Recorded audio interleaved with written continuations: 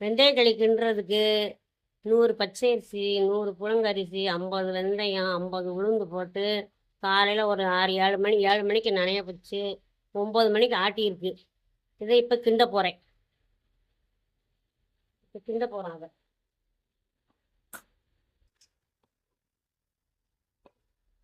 ஒரு சட்டி அடுப்பில் வச்சு சட்டி கொஞ்சம் காஞ்ச உடனே ஒரு 50 எண்ணெய் ஊற்றணும்.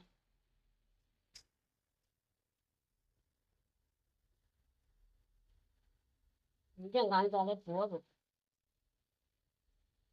சிம்மில் வச்சுக்கிட்டு ஒரு 50 எண்ணெய் ஊற்றணும். நல்லெண்ணெய் 50 ஊற்றிருக்கு. அது கொஞ்சம் சூடாகட்டும்.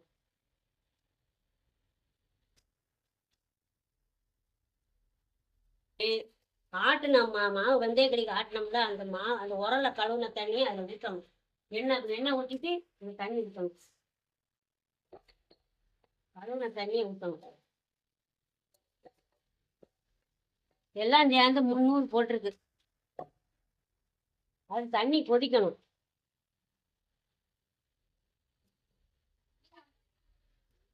தண்ணி நல்லா கொதிச்ச உடனே இந்த ஆட்டின மாவை அதில் ஊற்றணும்.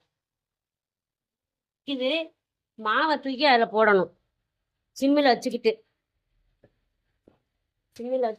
மாவை அதில் போட்டு உடனே கிண்டணும்.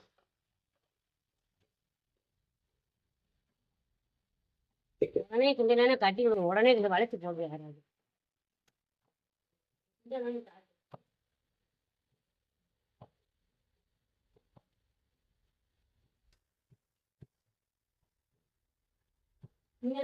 கிண்டணும்.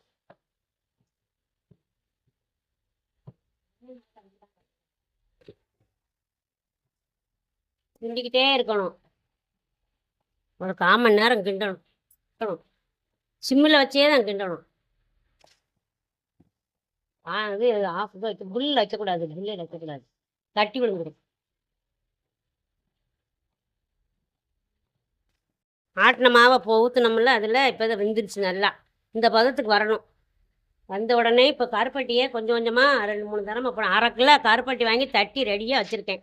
அதை கொஞ்சம் கொஞ்சமாக தூவி கிண்டிக்கிட்டே இருக்கணும். 2-3 தரமாக கிண்டணும். போடணும் கருப்பட்டியை. கொஞ்சம் கொஞ்சமாக போட்டு கிண்டிக்கிட்டே இருக்கணும் கருப்பட்டியை. எல்லாம் சேர்ந்து 300 கிராம் போட்டிருக்கேன்.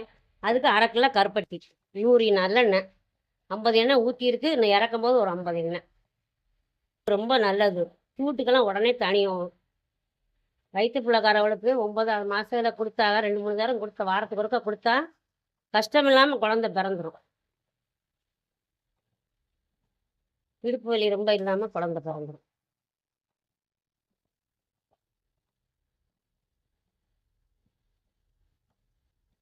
மீதி கருப்பட்டியும் போட்டாச்சு. 1/2 கிலோ கருப்பட்டி தட்டி ரெடியாக வச்சுருக்கணும். ஆட்டின உடனே மாவு ஆட்டின உடனே கிண்டிடணும். டேஸ்ட்டாகவும் இருக்கும், நல்லாயிருக்கும்.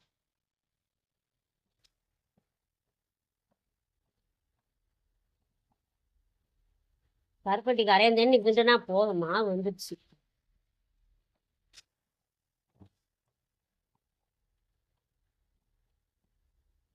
சுற்றி கொடுத்தாங்க கரையம் தண்ணி.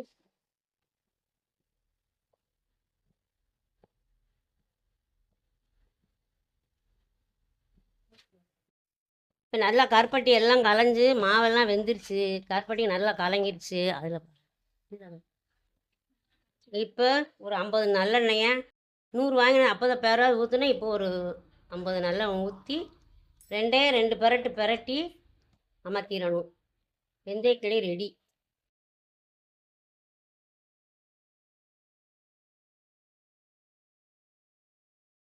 சாப்பிட்டா ரொம்ப ருசியாக இருக்கும். உடம்புக்கு ரொம்ப நல்லது. பாத்ரூம் போகிறவங்களுக்கு நல்லா போகும். வயிறை நல்லா க்ளீன் பண்ணிடும்.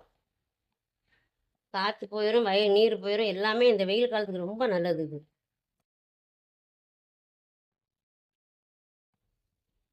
அமர்த்திடுவோம். அவ்வளோதான், முடிஞ்சிருச்சு. ஒரு தட்டு அடியாக வைப்போம். வச்சு இதை ஒரு பாத்திரத்தில் வச்சு ஒரு ஸ்பூன் எடு. வெந்தயக்களி ஆறிடுச்சு. அதை சாப்பிட்டு பார்க்க போகிறேன்.